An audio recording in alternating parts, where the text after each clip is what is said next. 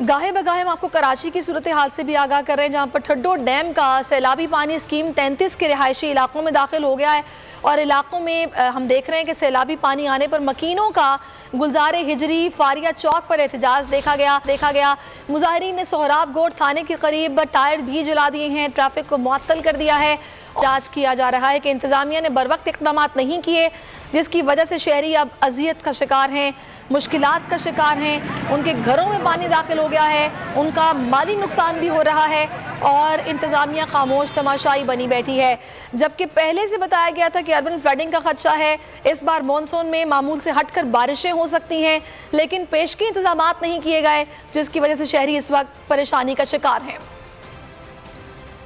ठड्डो dam का सैलाबी पानी है जो कि स्कीम 33 के रिहायशी इलाकों में दाखिल हुआ है और स्कीम 33 के रिहायशी इस वक्त रोड को ब्लॉक कर टायर नजर आतिश करके यहाँ पे अपना एहतजाज रिकॉर्ड करवा रहे हैं। सब्सक्राइब करें और बेल दबाएं ताकि कोई खबर रह न जाए।